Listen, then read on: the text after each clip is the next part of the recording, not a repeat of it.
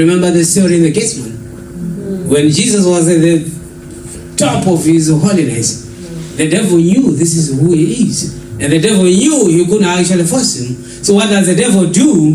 He waits for that moment when Jesus was completing his 40 days and nights fasting. And obviously, yes, you can't blame Jesus. At that point in time, if it was you start thinking of food, isn't it?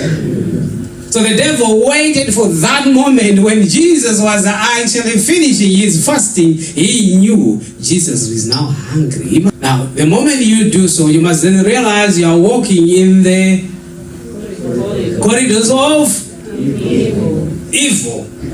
And in these corridors of evil, who do we say is actually in charge?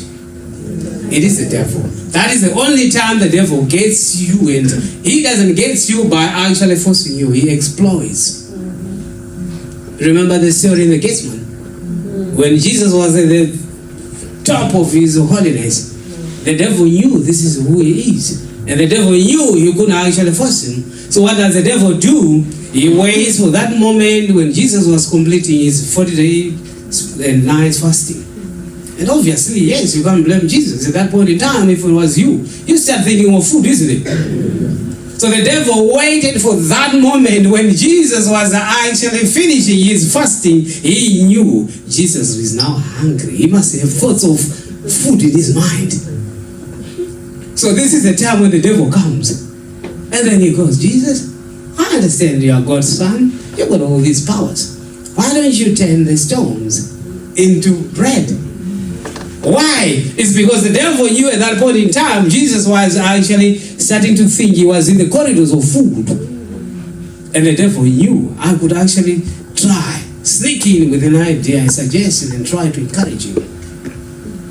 But of course, because Jesus was fully balanced, the way he was created with the Father, with the power of the Holy Spirit and himself, dedicated, focused, and on the ball. Never took his eye off the ball. That's who he was. And he kept on walking and walking and walking. And he was fully balanced. So the devil fell flat on his face. Because Jesus was balanced. There was no way the devil would unhinge him by trying and influence him. What do you think would have happened if it was Petrus? What do you think would have happened? I would have said, of course, yes, devil, thank you. Let me just turn the stones into bread. Because I would have been hungry. I did 40 days, 40 nights.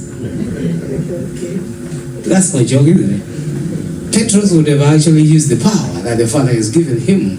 But by so doing, he was going to unhinge and balance himself, because he is a balanced person as God has given him and created him.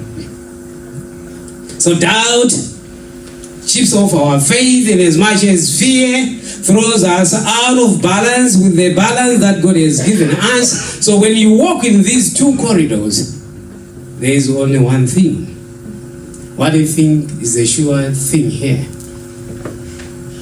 You walk in fear, you walk in doubt. The sure thing is what I call myself, that is a cocktail for disaster. A Christian who walks in fear, a Christian who walks in doubt, is actually a cocktail for disaster. Sooner or later, I'm going to be history. You will say, yeah, we saw him when he came from Zimbabwe. He came and preached to us. But as long as I have doubt, I have fear, it is only a question of time, because I am walking unbalanced. I have actually unhinged what God has put in me. So when I do so, I'm defying the order of God. So when you defy the order of God, you will not get far. There is a reason why God created you in balance. Why God said, I have not created you with a spirit of fear. Understand it is a spirit. That's why we're talking it is a corridor. Evil corridor.